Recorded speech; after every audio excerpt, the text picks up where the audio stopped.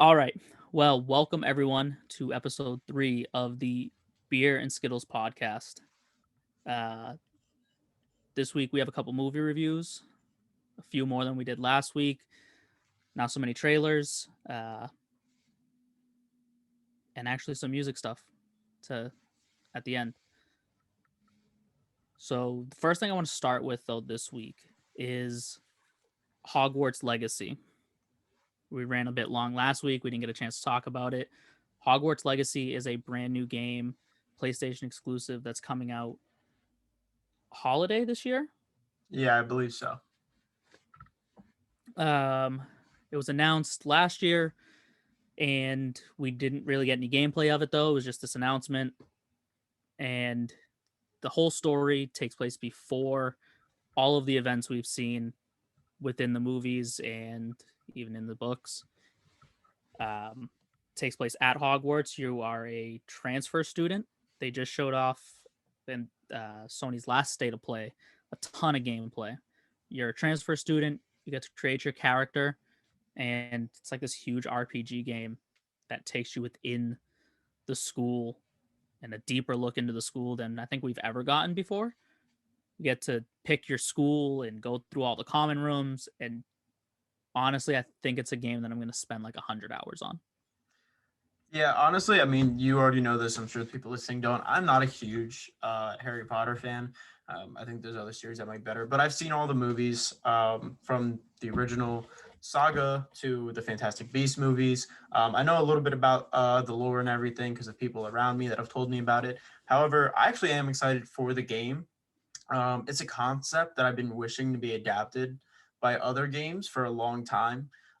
Like I know I've wanted a similar situation from like a game like Kingdom Hearts, where you're like creating your own Keyblade wielders, stuff like that, and getting into Yeah. storylines and such. You know, something that I've requested from a lot of other series for a long time. So I think it's a really cool concept. They dropped, I think it was like 14 minutes worth of gameplay, 14 minutes worth of which is gameplay. which is a lot. That is actually a lot, especially for a first drop to have 14 minutes. But it looks amazing, and even as a non-Harry Potter fan, I think I would love to play that game. My only concern with it, I think, is going to be how it plays out. So with the fact that you're using magic is always kind of a tricky thing to bring into games because it's not like you're fighting. It's not like you're using a weapon where you're button mashing or you're using combinations of buttons to figure it out. So there's different ways to approach it, but I hope it does play more like a Kingdom Hearts, where you have your initial actions through buttons, but you also have a menu list that you can quick scan through to get different magical abilities, like how they do with fire and such. Um, Not more like Final Fantasy 13, where Yeah. everything is just menu items and it's a very boring way to play a game. I think there's going to be, changing out your spells and doing attacks and stuff like that. You have a wand. That's one of the things that sets this game apart. It's not like you're just casting spells from your hands and everything. But even that can work. I mean, look, there's that new game that it just dropped for PlayStation, Ghostwire Tokyo. Um, and it's in first person point of view. So it looks very much like you're playing as like Doctor Strange in the MCU. You're seeing all the hand movements of him casting all these spells, and then you're just going out and there's no other weaponry. Um, but for Hogwarts, I'm super excited to get into it.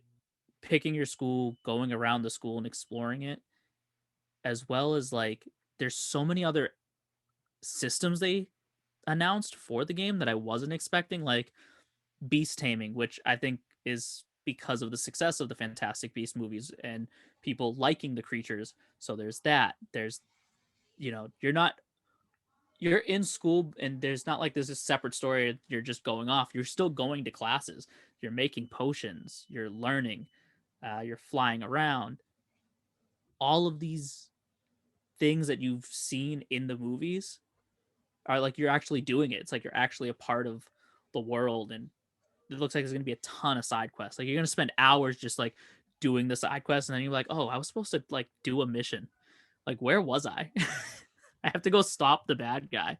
On top of there also being like dungeons, they said, exploring these hidden parts of the school, which if you've watched the movies, if you've read the books, there's all these like parts of the school that are hidden. So it looks super interesting, and I can't wait. Even Hogsmeade, like, so you're not just stuck like strictly just in the school itself on the grounds, but going into the Forbidden Forest and going to Hogsmeade and everything like that. Super excited to just dive deeper into that world. And for anybody that's skeptical, I know that this story is being done completely separate from J.K. Rowling. So there's Yeah, that. I think it's a great concept, and I think it should be adapted a lot more. Again, even as a not huge fan, I just love the concept of the game itself, to where you're putting somebody immersively into the world that has been built, which again I think is amazing. I would love to see it in other places, and I want justification that I am a Slytherin. Just I need someone official to say that I am. So I think it'll be cool, and I really want to actually get into that game a lot because again I feel like it's new, it's different, and I don't know why it is at the same time. Like And it looks gorgeous. it looks really good. Um, and like you said, the beast taming, it seems like they're really staying true to the source material and giving you as much things to fan over as you possibly could. One thing I would like to see as like DLC or even in a future game, and I know people hate DLC. I hate it too. I hate having to spend more money after the fact, but You do it anyway though. I'll do it anyway, especially if the content is that's understandable. Like with what I'm about to say, I would love to see some of the other schools explored. Mhm. Especially if you're an exchange student, what school did you come from originally? And it's something we haven't seen yet. Even in the movies, they've been mentioned, but we haven't seen what the other schools look like. And that's also a great opportunity for the developer to break away. Because going in and making Hogwarts, people already have an idea of what it looks like because of the movies, because of the books. We've had these descriptions. We know what's going on there. But you can go and make these other schools, the one in Japan, the one in Brazil, and the design is really, you can do whatever you want at that point, because nobody has any expectations of like, oh, this is what it has to look like, this is what you have to put that in there. And I would 100% pay for that extra content. Yeah, and that's also an interesting thing that once they build that world, it creates opportunity for other sources of media to use it. Because once they see the Yeah, success of something, then that gives them the opportunity. Like in Fantastic Beasts, we got to see United States. While we didn't obviously get to yeah, see the school and everything, we got the U.S. We got outside of England, and outside of that part of Hogwarts, and got to see wizarding in other places. And it was an immense hit. And I think people would love to see the wizarding world in other places, how it operates.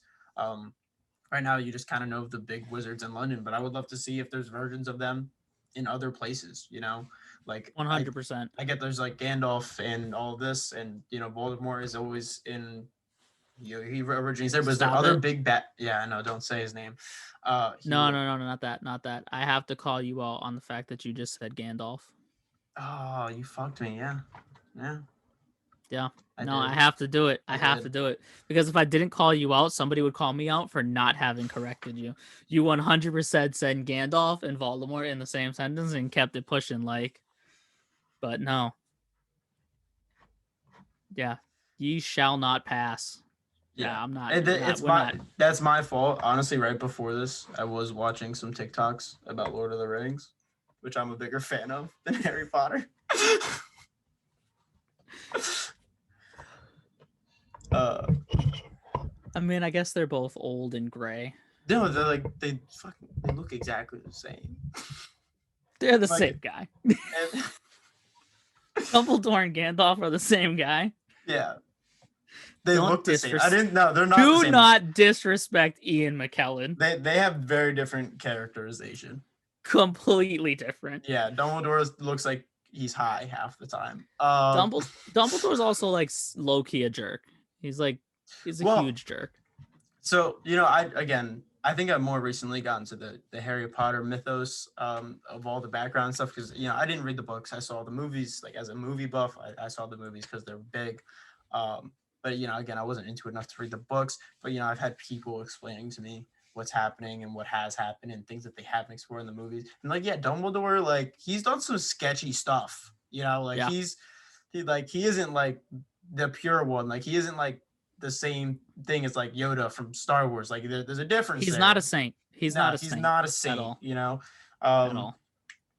so I've gotten into that too. So I've learned about it. So I was like, oh, okay. So and that's really what the new Fantastic Beasts is going to explore too. So that's actually really interesting. They're gonna explore his past and all the things that he's done. I'm so disinterested. I'm so Why? disinterested. I know your opinions about the new Fantastic Beast movie, but I love the series so far. Again, I'm not huge into that, but I've gotten more into the Fantastic Beast movies than I have the actual original Harry Potter movies. I really love the last one. Yeah, I know. And I know you hate not seeing Depp in the role. I Yep. know that's your big quarrel with it. Yeah. And I agree with your points on that as well. I don't think he should have ever been disassociated. But yeah, we're not in the writers' rooms. We're not producers. So I'm going to watch the movie regardless, but I am not going to be happy about it when I go in. I'm going in with a negative mindset. I am going in with a totally negative mindset. But speaking of a movie that I did go into with a positive mindset was Jujutsu Kaisen 0. Yes, and we both just saw that it was an amazing movie. It was great, especially because when you're comparing it, I know we're also talking about Demon Slayer. And these are two very new animes, season 1 in season 2 going on season 2, and they've taken the community by storm. For them to come out at similar times and have such a great following, it feels like something we haven't seen in a while. I mean, rightfully so. I will say Jujutsu Kaisen, now it's still in the theaters at the time of recording this. It is now the 10th highest grossing anime movie in the world with what was it, $156 million worldwide. That's huge. Yeah, that is huge. And it's been out, it hasn't been out long. It hasn't been out long at all.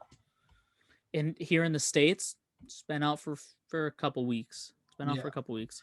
I saw it last Tuesday, so, and they came out the Friday before that, so Gotcha. A little over a week. I know showings are already starting to disappear for it, but again, when you're talking about the anime community, while there's a huge basis for it in the U.S., it isn't the biggest one. So you have to realize the numbers that not it yet, but it's getting bigger. It gets bigger every day. Every new anime release that we get in theaters, it seems like they're getting bigger releases. So.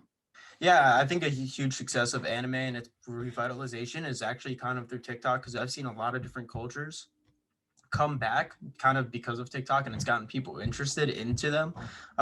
Anime being one of them. I know punk culture, which I've been a part of, has made a huge comeback. Some of that because of artists that have came out, and some of it because of just people listening to new things or seeing old things, and they're re-immersing themselves into the culture. In some points it could be annoying if you've been a long time fan, but honestly it's helped me get back into anime too. I was big into anime in high school. I kind of fell out of it, and because of some of the new great animes coming out, as well as the popularity, hearing about it on platforms, it got me back into it. So I'm super appreciative of it, and I'm glad that it is doing so well, because it's well deserved.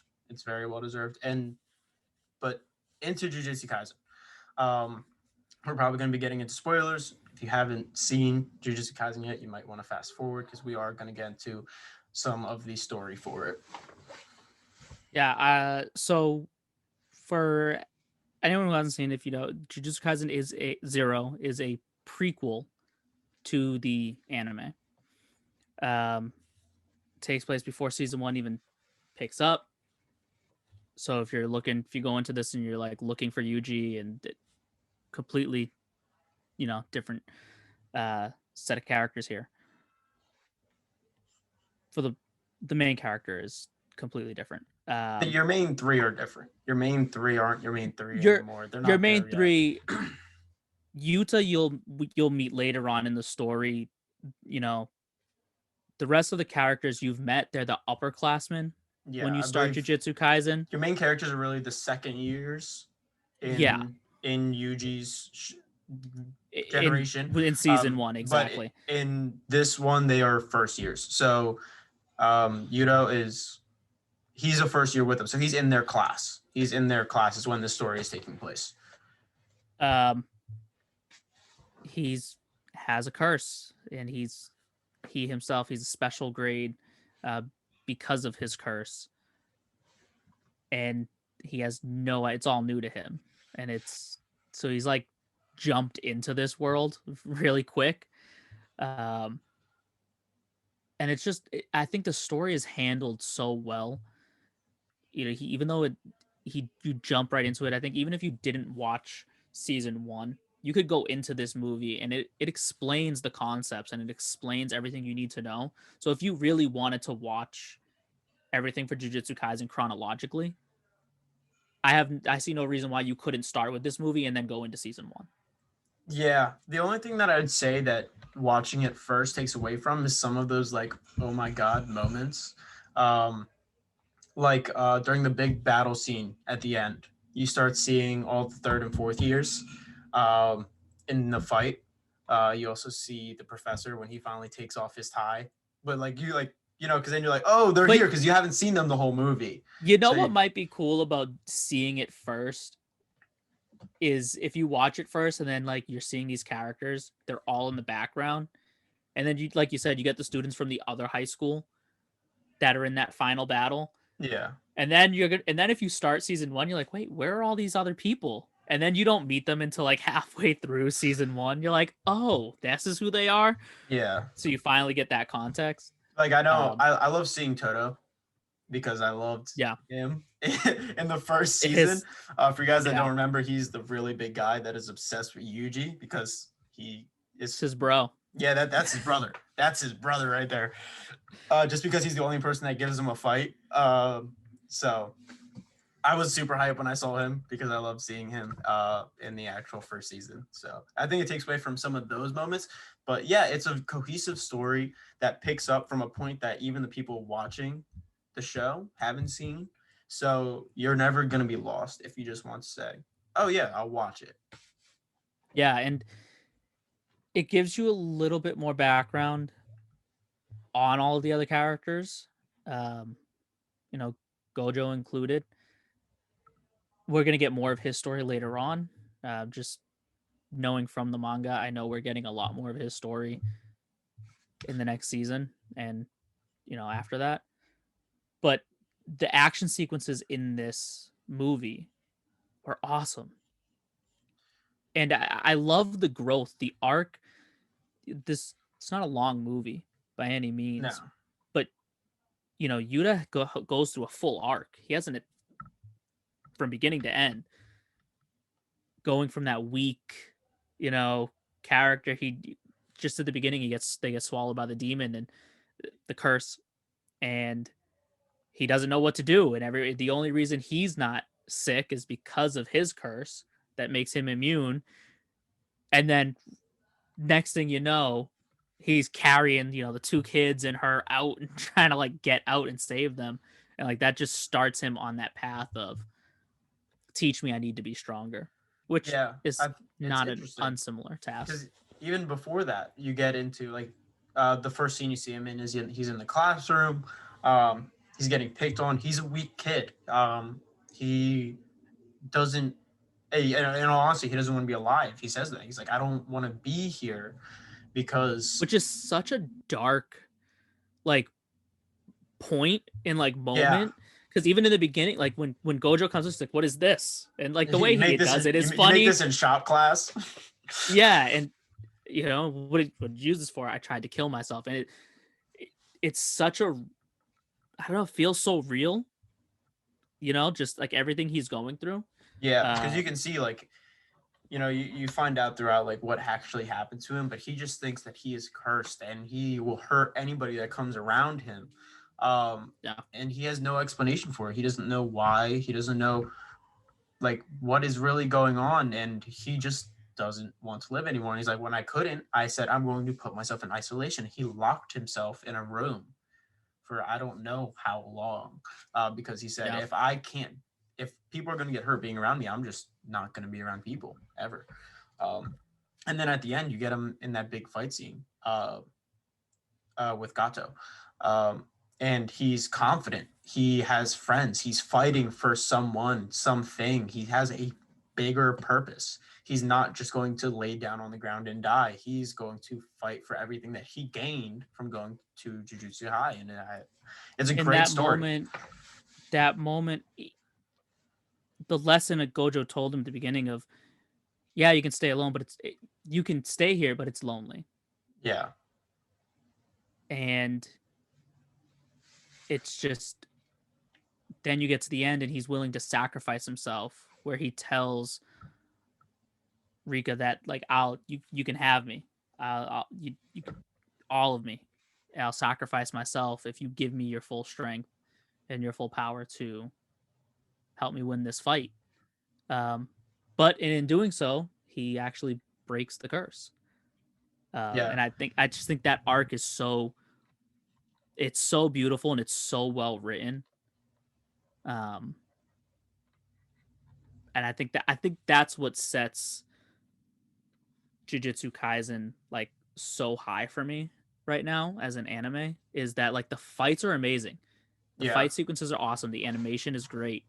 It's got a classic like look to the animation, but the story is also like, it's deep and it's it's amazing. Yeah. And I loved what we got from the characters that we've already established. Like for instance, we got a lot more from Gojo. We realized that he was friends with Gato, and he considers himself to have no friends now. Even though it's weird because he's always the happy guy. Honestly, he's one of my favorite characters in like all of anime right now because like he's so likable, but yet also such a badass. But you know, Yeah, he's like, oh, that was my only friend. That's the only friend I ever had, and he's evil. So you get that backstory with him. You get a lot more from Maki, things that you already knew, but it goes further into detail with it. And I think it'll be interesting to see her and her arc once he comes back, because you obviously see that she had feelings for him, and he had feelings for her because it even made Rika jealous. Um, so it'll be interesting to see how that dynamic works once he comes back, because for sure he's coming back in either 100%. the next season or the season after. 100%. The other thing to note too, and I know it's going to get explained more, the villain of this movie, you see Ghetto and you recognize him from the first season, right? Mm-hmm. Yeah. That's not him. Yeah, and Explain that's your the thing explain that's yourself. going to get explained. Did you notice the key difference between the way he looked in this movie and he does in the anime in the first season? Inform The me. scar across his forehead. Oh, okay. It's not a tattoo; it's a scar. Mm-hmm. Something was done. That's Yeah. not him. It's his body, but it's not him. Yeah. And like that's another big point. So yeah, it's a huge point, and it's a huge turning point too. Once we find out in the anime, which depending on the length of season 2. Yeah, yeah, definitely.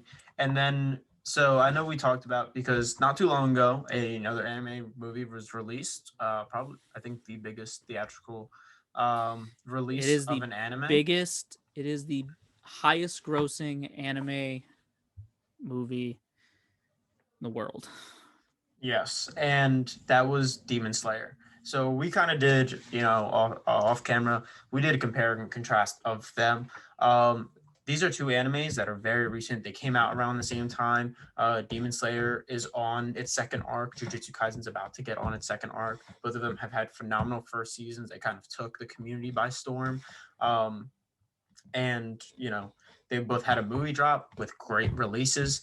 So this is that big compare for them right now, and I think it's very interesting. And I want to talk about how we think they compare to each other.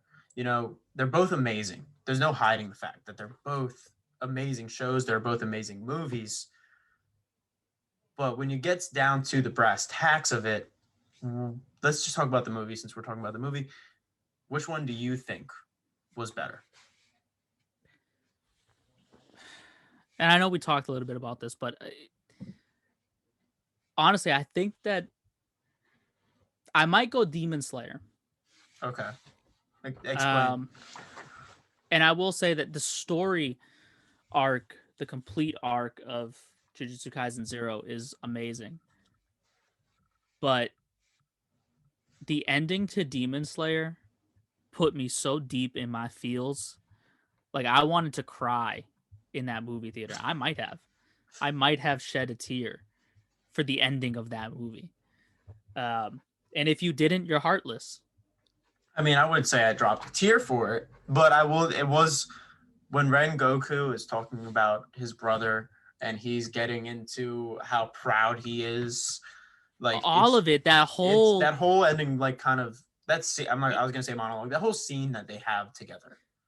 Yeah, Is but even emotional. then, that like right after when the demon when he breaks his arm off and he runs, and Tanjiro throws his sword at him, and Yeah. like just his whole speech of like, you coward, why is it we always have to fight on your terms?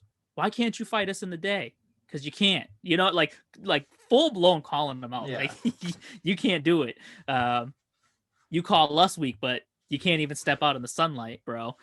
But it was such a heartbreaking moment because he knew like there was nothing he could do, and also the weakness that he felt. Like they just fought, the top of the lower six in this movie, the main villain, Yeah. and then upper rank 3 shows up, and all of a sudden they realize we're not on this level. We're not even prepared for what comes next. Well, I feel like it's a weird thing because when you leave off in season 1, it feels like they're on top of the world. I mean, they went through struggles. Yeah. There was a lot of people that didn't make it through that fight, and they took out some high-powered demons at the end of the day, even though they have barely been trained. So it's interesting, and then they come across somebody that not only they are helpless against, they're watching the fight saying they're too fast, they are too powerful. I want Yeah. to jump in to save Rengoku, but I physically can't. Like I can't. You I can't wouldn't even even keep know up with where to them. jump in. Yeah. So they're just astonished. Like I am helpless. There's nothing I can do here to help him. And I think that just goes to show that like the ranking of the lower 6, yeah, it was a struggle for them. But there is a huge difference in discrepancy between the lower 6 and the upper 6 ranked demons. And you see it immediately. I mean, even Rengoku, he struggled. Like that fight, it cost him his life. Yeah. So there's that huge, and the ending just like it stuck with me that I was like, wow, this was so good. On top of, I absolutely love the animation style of Demon Slayer. The fight sequences are so beautiful, both in that movie and also in the show. It's the same studio that did the Fate series. Mm. It's just amazing. And this is their first major anime. This is the first shonen they've ever done. All of the others, like Fate series, is originally a video game. Mm. And they've done light novel stuff before, but this is their first shonen, and I think they're like knocking it out of the park with Demon Slayer. 100% they are. But I think in terms of the movie, I'm on the opposite side of the coin than you. I personally like Jujutsu Kaisen better. Demon Slayer was great. The numbers speak for themselves. But what I Yeah. liked about Jujutsu Kaisen is that I feel like I got more from as a complete story arc. I got introduced to a new Yeah, character, and I got everything from him in one movie. Um, I thought that that's was fair. great. I got so much character development from it. And again, as we mentioned earlier, you didn't need to see the anime to understand and love this. I think to watch Demon Slayer, you would have Yeah, had to. And it's the bonus that it was a prequel. But even then, like, people can do prequels and things not make sense to you because they don't explain it because they assume you watch the show. I would have gotten everything. I wouldn't have had to see the show. And I think that was a true skill of when they made it, that it was understandable to everyone. The story arc was believable. I loved it. I got so much character development from characters that I already loved, and it was great because I honestly went into the movie not knowing too much about it. And I picked up on it immediately. So I personally like Jujutsu Kaisen better. No disrespect to Demon Slayer or the movie. I mean, but I don't even think it's disrespect to Demon Slayer. Like they're No, both so good. they were Um, both so good. I just think it was the fact that I felt like I got more content out of Jujutsu Kaisen. While Demon Slayer, while I had the content, the bad dreams, all of that, showing them kind of what their best possible situation is and their worst nightmare is. I feel like there's already things that I already knew about the characters. Um, mm, while I feel like I got something new from Jujutsu Kaisen and I got more content, while Demon Slayer had an amazing fight scene, but the entire thing was kind of a fight scene at the same time, which, it's great. It was an amazing spectacle, but I'd rather see the content and the new content and the context come out, which is why I like Jujutsu Kaisen better. I will say one of the things that I love about both movies is how integral they are to the anime. Mm-hmm. You know, this is a prequel, and I guess it's going to come into play. It Yuta will, is going to come back. This 100%. story is going to be integral. The Demon Slayer movie is also, it picks up right after season 1. It picks up at the ending of season 1, and it leads directly into season 2. I really love that they're so integral and so important. Unlike older animes and their movies where it's like, yeah, you could watch it You don't if have you to. want. Yeah. It's not necessary. It's just a story. It might not even be canon. Like, Exactly, exactly. um, Whereas this is the next arc, or this was the prequel arc that led to everything. yeah. So Uh, right here, we just talked about two of the biggest new animes to come out. So we were gonna take a minute and tell you guys what our favorite animes are of all time. Some of these things we might get crucified for, but it is our personal favorites. Not saying that they are the best. That's an entirely different discussion. Um, I want to but preface this with I didn't want to rank mine. He told me I had to.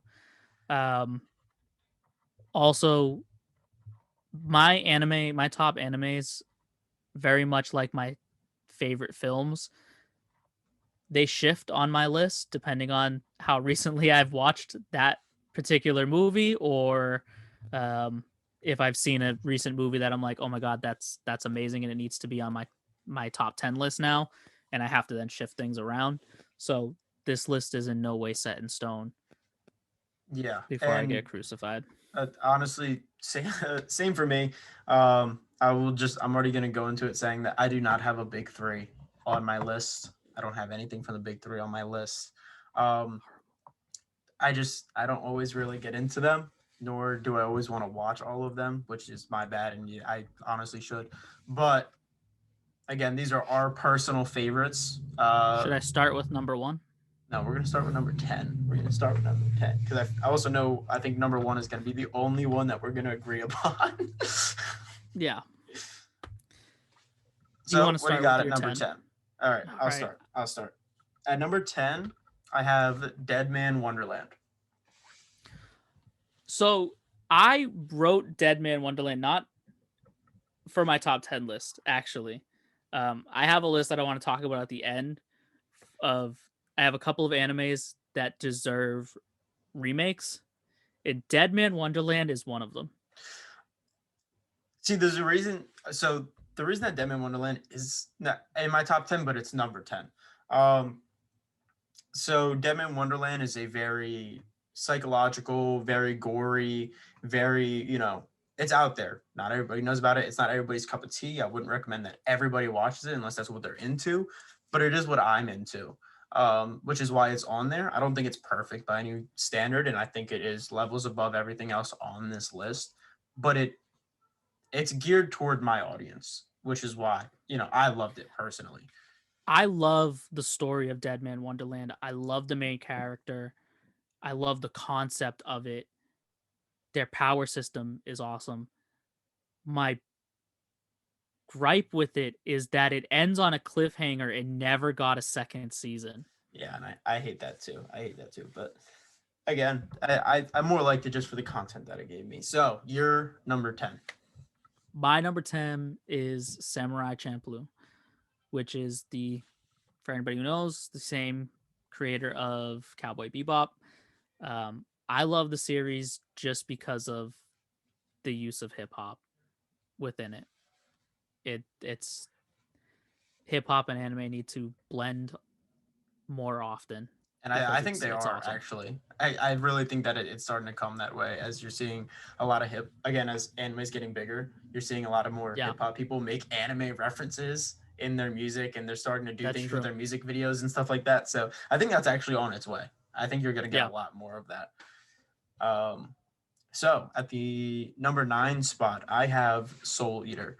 I don't think many people can argue that Soul Eater is a great anime.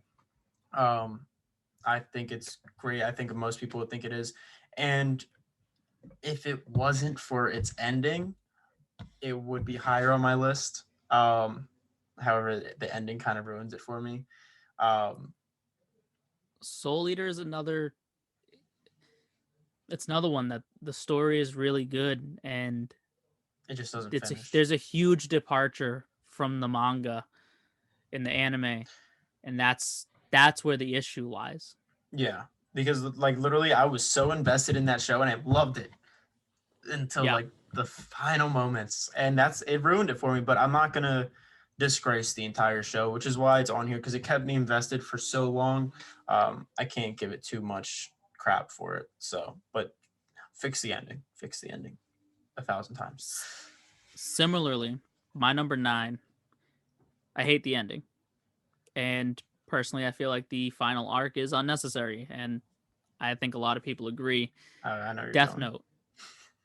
The final arc is totally just like, and spoiler alert if you haven't watched Death Note, just cover your ears real quick. After L dies, that's it. Yeah, that should have been the story. End of story. 100%. There was nobody you were going to bring in, especially for the last couple episodes of this arc, that I was going to attach myself to and root for them the way I rooted for L. I think they could have done it. They could have, if they didn't just want to copy and paste L to make, what was it, N? I think his name was N. Yeah, because they just gave him a version. They gave me a version of L that gave me no emotional investment, because I went through, 40 episodes of Light and L and their dynamic just to get this little shit. It just wasn't there. It just wasn't there. There was no chemistry. He didn't intrigue me. The story didn't intrigue me. The ending was cool. But again, if he was going to get busted by anybody, I didn't want it from that kid, which is why I didn't like it. But it doesn't change the fact that Death Note is one of the best animes out there. The story is amazing. And it's crazy that you sit there and you watch this and you root for Light, because he's the bad guy of the story. He's the antagonist. But you were sitting there and you're kind of rooting for him. Like, is he gonna do this? Is he gonna win? Yeah. Is honestly, Kira gonna take over the world? 2/3 of this anime is perfect. Literally perfect. It's but then it ruined it. What do you got at 8? At 8 is one that I'll probably get crap for. I know some people in the anime community don't like it because it's very mainstream and is one that people are kind of picking up on through Netflix and such. But Seven Deadly Sins is more, I guess, something for me. I was into anime a lot in high school. I got out of it. And Seven Deadly Sins kind of really brought me back into anime. Watching it was fun to watch. It gave me Bon, who is one of my favorite characters in anime. He's an amazing character. Great character. And they do have great characterization, but again, I'm not going to sit here and say it's the best anime out there, but it brought me back into anime, which is why I appreciate it so much and why I think it deserves my number 8 spot. I do enjoy Seven Deadly Sins. It's not in my top 10 list, but I do really enjoy watching Seven Deadly Sins. My number 8 is people are gonna want to attack me for it as well. Fairy Tail. But I'm sick of the Fairy Tail slander. I'm sick of it. I'm sick of it. I'm sick of it. We don't need this type of slander anymore. Fairy Tail is a shonen, and it is a good one at that. Natsu is an amazing character. He's funny. I don't understand. He's got all the same qualities y'all look for. Why are we hating on it? Why are we hating on it? I do really like Fairy Tail. I like the cast. It's just a lot of fun. I watch Fairy Tail, and it's a lot of fun for me. Just the crazy adventures and even just everybody in it. Similar to the way that they act in like Seven Deadly Sins. Like Meliodas is a pervert. Like he doesn't hide it. And then in Fairy Tail, I think you're equivalent. Our number 8s are equivalent to where they might not be the best, but they are the most entertaining to us. It's so entertaining. Like Gray, just rips his shirt off every chance he can in Fairy Tail, and it's just like what and then everybody yelling like put your clothes back on. It's hilarious. It's a fun watch. Okay, so then at my number 7, I have one that we were just talking about, Jujutsu Kaisen. It's very new, and I know it can take a turn for good or bad. I have no idea yet, but from what it's given me so far, it's amazing. And if it stays on the track that it's going, it is going to be mentioned with some of the best animes to ever been made. But time will tell. But for me personally, I love the story. Watching the movie made me love it even more because honestly, before I watched that movie, it might not have been on my list. It might have been just on the outside, but it got pushed up because of it. So they're doing great character building and great world building in this show. So I love it. I'm going to get attacked for my number 7 because it's so low on my list. But again, I started this by saying my list changes. It shifts. So keep that in mind when I say that Attack on Titan is number 7 on my list. That's a disagreement we have. It's a big disagreement that we have. It made my top 10. The amount of anime that I've watched, the amount of anime that is out there, Attack on Titan is still in my top 10. Yeah, and it changes. It shifts. And honestly, like realistically, if we're not just talking about favorites, I think it is top 10, but not high top 10 when you're talking about the best animes to have been made, not just our personal favorites. So I guess that's reasonable. That is reasonable. It's amazing, and I love the characters. It's super depressing. I wouldn't say it's an anime for everyone either. The animation is great, especially in the new seasons. Mappa has taken over doing the final seasons of Attack on Titan. They did the last seasons. It's the same studio that does Jujutsu Kaisen. The animation is amazing. Yeah, and I love the use of pictures throughout, which we've talked about before. It's the shots for shots from the manga. I think it's a great callback, and it's honestly cool because then you have the monologues going over them. Cool concept for a great show. And Levi is like an amazing character. He's such a badass. Top 10. Another top 10 for me. Now, that's if we were doing a top 10 like badass characters, like Levi's top 5. Dude, he had the Beast Titan scared of him. He has every Titan scared of him. Where they're literally like, there's only one man that can defeat us. One man. There's one man that can defeat them, and it's Levi. And also, and this is putting my own business out there, Levi's like my height, and so you got to stand a short king. Yeah. So, gotta love that too. So, at number 6, which I think, again, I might get hate for, but is my oldest anime on here, I have Cowboy Bebop. Okay. Cowboy Bebop is great. It's so funny. The characters are so relatable. It really speaks for the time that it came out. I mean, it feels like even though it's in space and it's somewhere totally different, I feel like I'm in a blast from the past just watching it. It's super Yeah. fun. The story amazing. I just everything about that show. I love the ending's a little shaky for me, but and it isn't. I'm very picky about my animation as well, which is why I don't watch certain things. I'm very picky. Um, but I do think Cowboy Bebop holds up. I think Cowboy Bebop holds up very well. I would agree. My number six, and for people who don't watch a lot of older anime, this is actually one that was hard to watch, hard to be able to watch for a long time because it wasn't on any streaming platform. It's currently on Netflix. My number six is Neon Genesis Evangelion. It's a classic anime, and it's also like the starting point for stories like Attack on Titan, like Death Note. It's a super dark story. It's super depressing, but it's so well written, and the animation is amazing. It's giant mech suits, and they're fighting these aliens, but the story is so much deeper than that, Yeah, I think and that's why I love it. mecha animes get a lot more hate than they should. And I love it. Sometimes it's no different from you watch shonen and you get these big giant fight sequences. It's like Dragon Ball, but it's giant robots instead of little people. Yeah. Um, so now we are into our top fives. Top fives. These are the big hitters.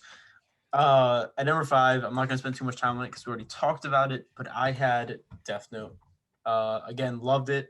Watching this anime, I was like, is my favorite anime gonna get dethroned? Watching this, and 2/3 of the way through, I was convinced that it would be. And Until then that that last, final arc yeah, happened. the final arc happened. It just set it right down to fifth place, and it's stayed there ever since. My number five, and we don't got to spend too much time on it. We've talked about it. Jujutsu Kaisen. Okay, Again, so it's you higher have on it my list, higher than I have.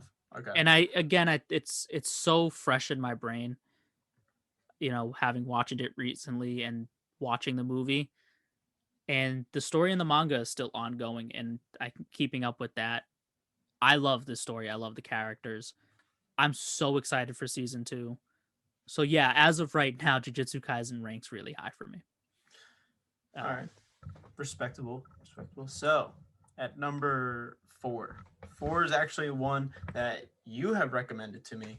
I wasn't sure of it at first. The art style was different, not usually in my preference, but it did really well. And the story's great. Devilman Crybaby, which I don't think is your most commercially successful anime. And it's another one where I don't think it's for everyone. There's a Not lot at of all. blood, gore, unique storytelling there. A lot of adult themes throughout. However, it was tackled beautifully in the art style. All the colors that they bring into the show. I mean, it's very two-dimensional, looks hand drawn, but they're throwing all these colors in while there's so much death and gore and demons, and That's it's the thing. When I started that anime, and you had watched it more recently, but when that anime first came out, watching it, I think I actually told you the juxtaposition of how bright and neon that anime is yeah, with how dark that story is and depressing. It's almost like jarring that like you're watching the club sequence at the beginning and everybody yeah, starts getting mauled by demons and you're like, what is happening? And it's like just they're all neon and popping and they're in a club, so the strobe lights are going and everything.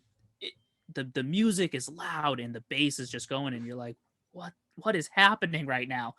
But it looks too bright and happy looking yeah, and for how dark it is. it's not just the colors. It's almost kind of like a filter that they put over everything to where there's nothing really dark.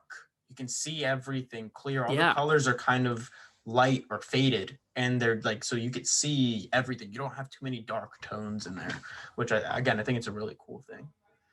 I really love the story, and if you go back even further with how I said, Neon Genesis Evangelion had helped influence anime with the darker storylines and this depressing characters and storylines.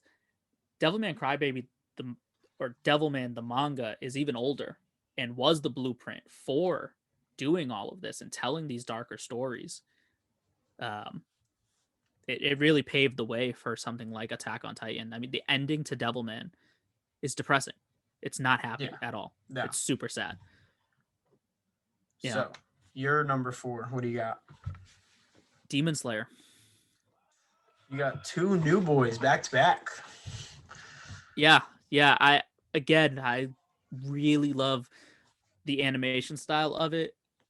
UFO Table is one of my favorite studios right now doing anime. Fate Stay Night Unlimited Blade Works is one of my favorite animes that they've done. That's when I first watched a series from them, and I fell in love with the art style immediately. And then I feel like they've just upped their game ever since, and Demon Slayer is like they're at the top of that. Yeah, I was actually on the opposite of that for a bit, only because I was judging it straight from the trailers. If you look at the trailers, it's kind of like that first scene when his family dies, and they have like that 3-dimensional art style to it, and it's really you can tell, and I don't love that from anime, so I backed off from watching it for a while until so many people were just like, you have to watch it. So they do such a great job of blending the 2D that's what with it is. the 3D. Yeah. So watching the 3D in the trailer, I was like, it turns me off to see 3D in anime, but the way that they fused it was actually really good. So I'm glad that people convinced me to watch it. What do you got at number 3? Okay, at number 3, controversial one. However, the rest of yours are all going to be controversial. No, not controversial. Not controversial. This Your one next is 2. No, I don't think so. I think my top 2 are solid. But I have The Promised Neverland. Now, I just want to tell you guys that I watched the first season and I had the same thought that I did during Death Note, where I love something that is psychological. I love something that doesn't have to focus on action and tells a great story, because a lot of anime focuses, I think, too much on action. So I love to see a story like this. I did not see the second season because of so many bad reviews. I didn't want it to be ruined for me. But The Promised Neverland season 1 reminded me so much of Death Note, and the fact of the intelligence of the characters, some of the arcs that they're going through, and again, that it has you glued to the screen without there being a punch thrown, which I think is amazing, and is hard to do in anime. So Promised Neverland takes my number 3 spot. But again, I haven't seen season 2, so don't judge me on season 2, just judge me on season 1, because I will probably never see season 2. It's not good. It's not good, I hear. My number 3 is Naruto. Which makes sense. I don't think anybody's going to argue you on and Naruto. I don't think I really need to explain why I have Naruto in my top 3. If you don't know about Naruto, you should have skipped this entire segment. But so at my number 2 spot, I won't get into it too much. We already talked about it, but Attack on Titan. I love Attack on Titan. I am, again, very much into that. I love gore, and I love the very, in-depth look when it comes to gore. I think gore is an art form when it comes to television and when it comes to animation and such, and it's hard to pull off tastefully. I really do think that Attack on Titan does a great job of it. And I love it. The show has me glued all the time. I love the characters. They go through so many great arcs. And like we said earlier, Levi, one of the biggest badasses in anime. So yeah, Attack on Titan, that was, I want to say, the first anime that I saw with a lot of gore in it. And, that's my thing. So it's high up on my list for also more personal reasons of it helped me get into anime. That's fair. All of that. My number 2, people are going to want to attack me. And unlike my preface for Fairy Tail, I don't care. I just want it to be known. I don't care if you want to attack me. I will defend this anime till I'm in my grave. Oh, God. My Hero Academia is at number 2 for me, and I almost put it at number 1. I'm glad you I didn't. love the characters. Deku is an amazing main character. If anybody has only ever watched the first season, you're like, Deku's a crybaby. Well, watch more of it because he's not. Bakugo's an amazing character. Todoroki's an amazing character.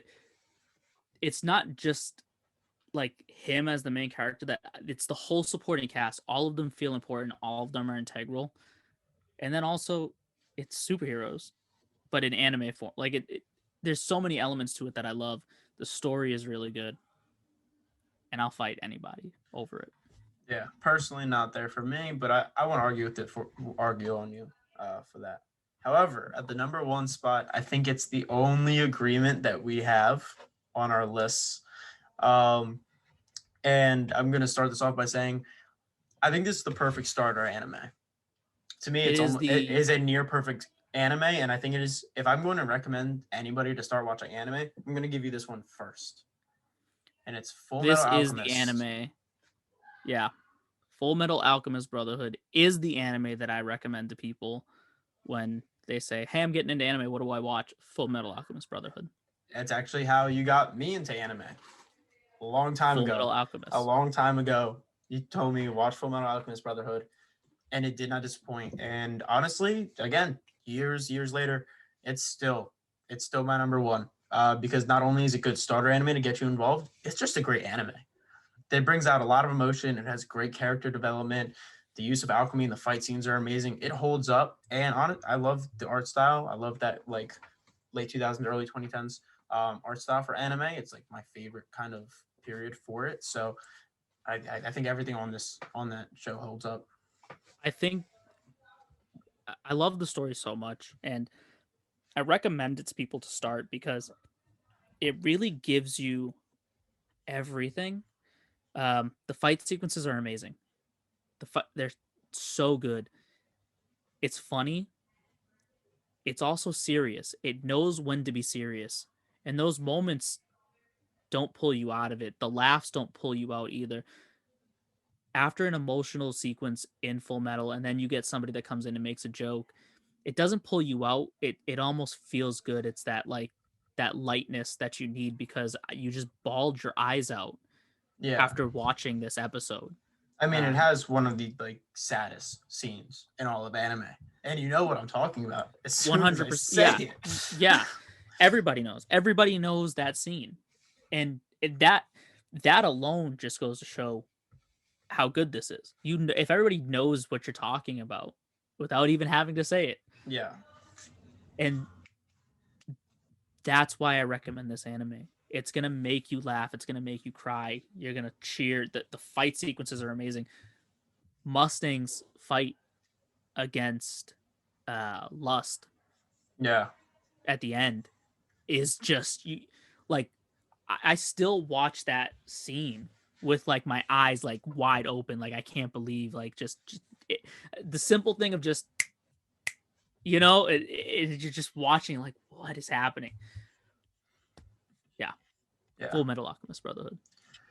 So, getting away from anime, a first for us on the show is we're going to be reviewing some music. If you don't know, movies aren't the only thing that we know about.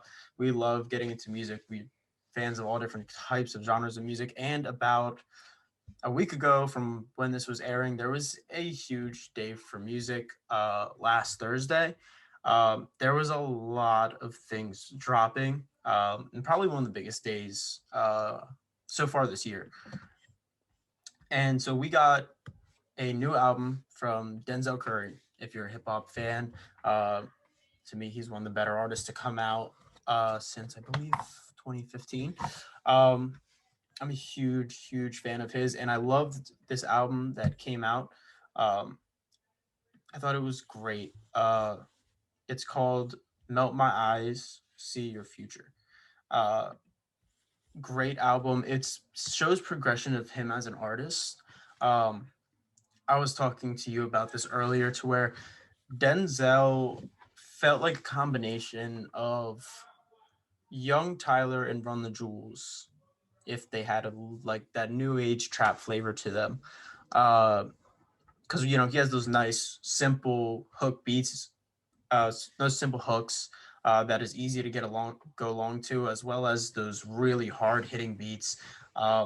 But he has a lot of that attitude that Tyler had throughout his raps, while still having the bars and references that Run the Jewels likes to throw out at you constantly. Um, Love him as an artist, but in this album, you get to see him evolve into more of the artistry of the music. Things are getting more prolific. He's telling more of a story, and he's calmer throughout, and you're getting more of that new Tyler kind of sound where it's more focused on the art, not the bars, which I think is great. So I will say this is the first album I've listened to of Denzel. Um, like listened to all the way through, just because there's so much content out there, and finding a way to consume everything is hard.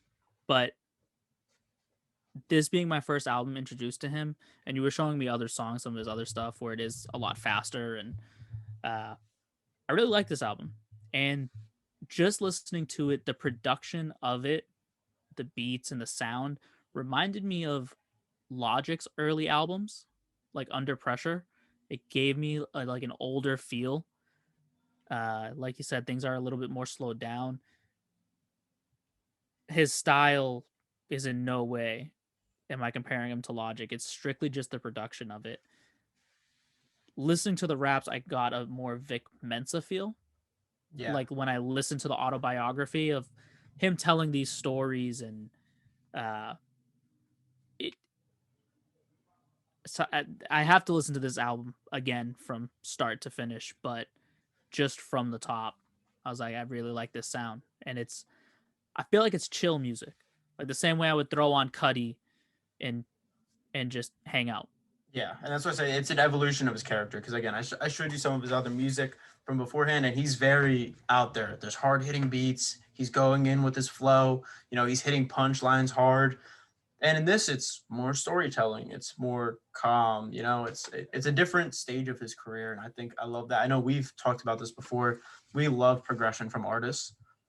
We Yeah, think an artist that does the same thing 1,000 times isn't a good artist. Whether their change is good or bad, I love to see change because it shows we that you're grow not as a one people. trick pony. Yeah, we grow as Yeah, people, so you grow as an artist.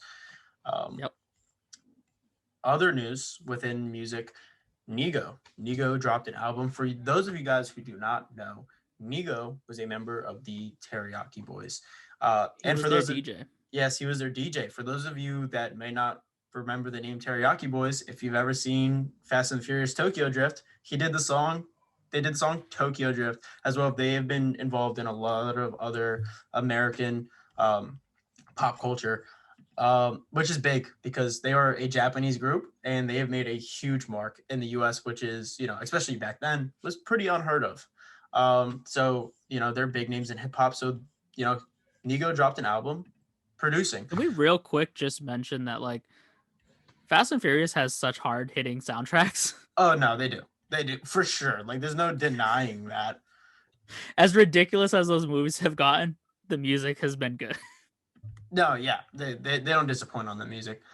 Um, But Nigo, honestly, I had to do a double take when I heard his name. I had to make sure, like, wait, is this the guy that we're talking about here?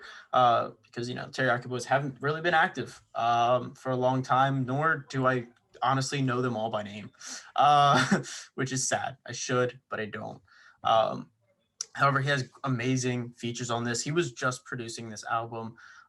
He does not get on any tracks at all.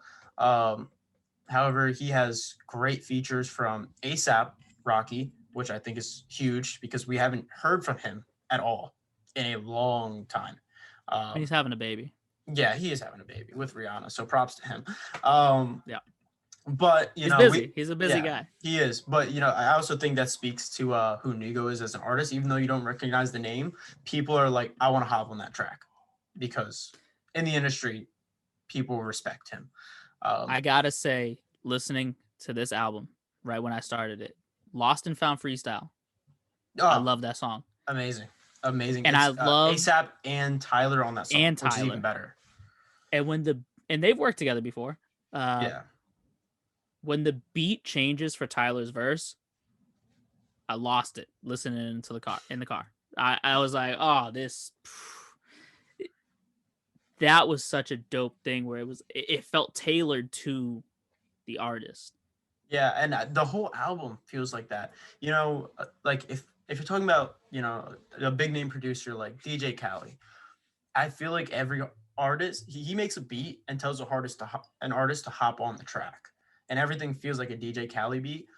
On this album, it feels like he picked his artists and special tailored his beats to those artists. Like there is one song, "Want It Bad" with Kid Cudi.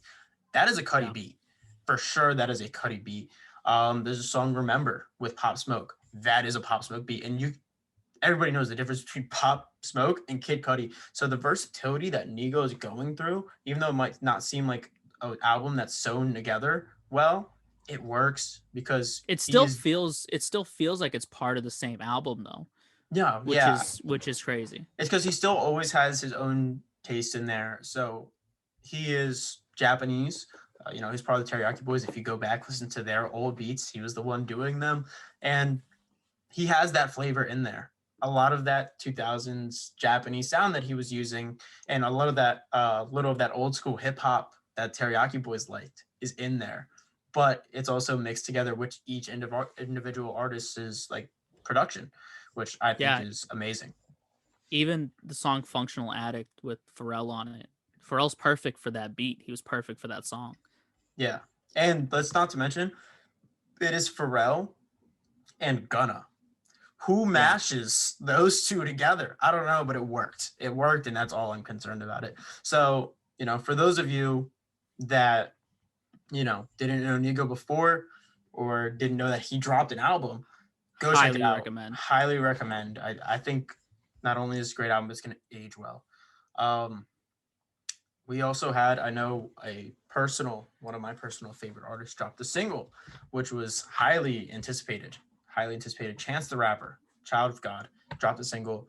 And it was anticipated because obviously his last album, well, technically like his first official album, when it dropped, didn't always get didn't get the best reviews. It wasn't like his other projects. So people wanted to see how he was going to recover from it. Was he about to do another hot shower, or was he going to get back into his roots? And I think he got back into his roots with this one.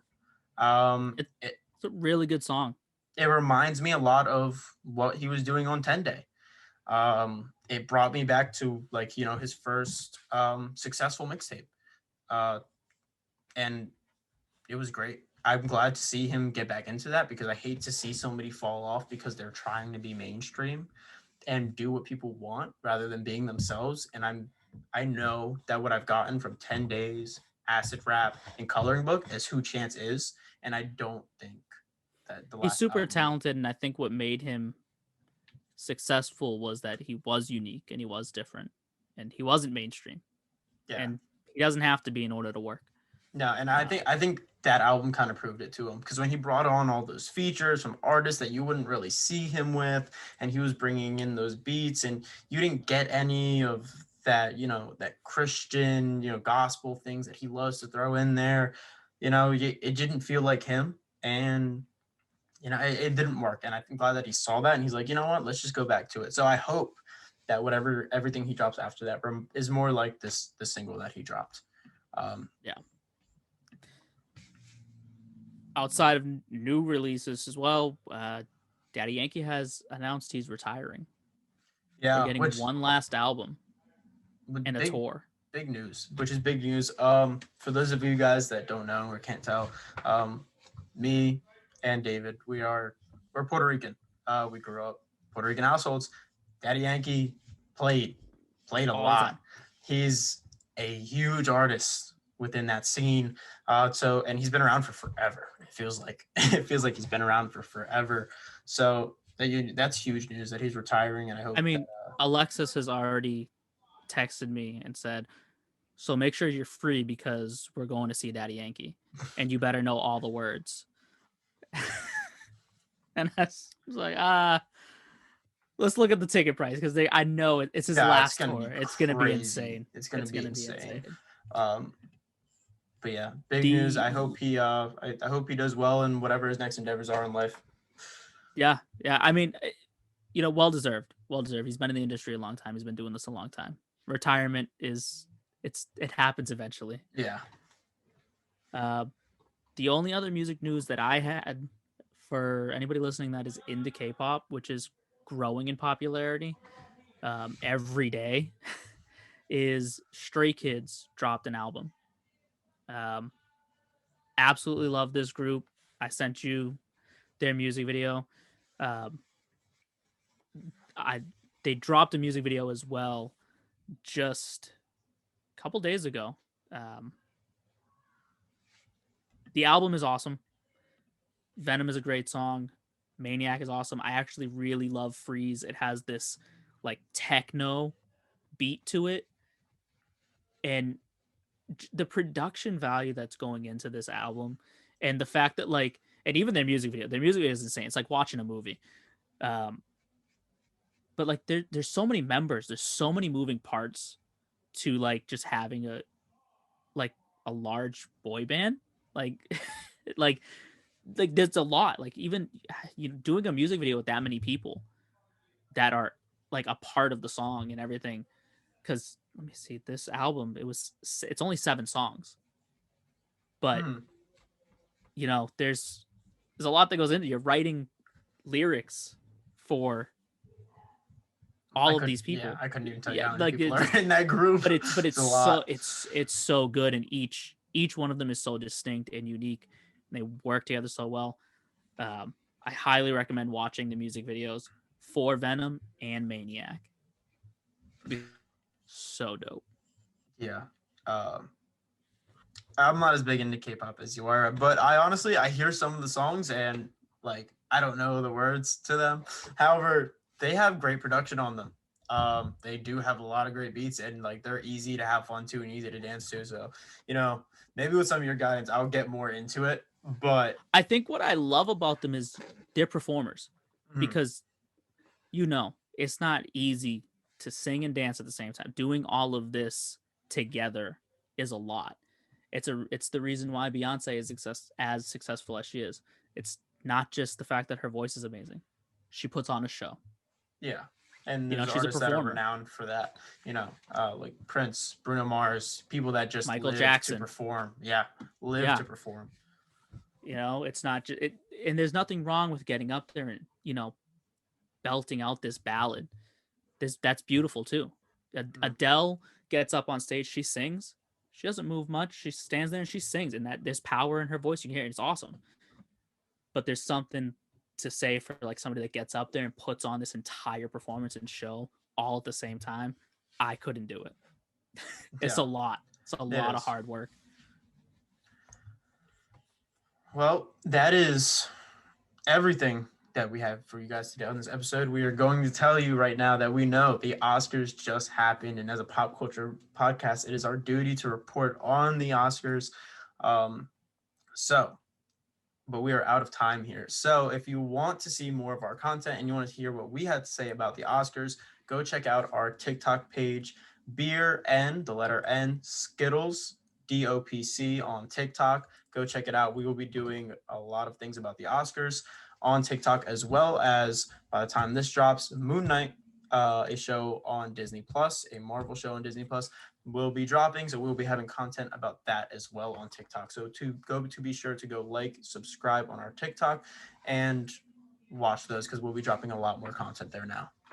Yeah, if you're seeing our posts on our Instagram, the link tree is in the bio to get to this podcast on YouTube, or if you're just listening to it on Spotify or Apple Music, that link tree will also get you to the TikTok where we're trying to cover even more topics, where we're doing this weekly and trying to save you some time with listening. We're going to try and cover a little more topics on the TikTok as well. Yeah. So when you And want the we really have to current talk about it. news, when you want the really current news, go look at our TikTok. So yeah, you don't have to wait until we record, edit, and drop. Yeah. However, on that note, Thank you for listening or watching. This has been the third episode of Beer and Skittles. Thank you guys for tuning in, and we'll see you next time. We appreciate you. Thank you.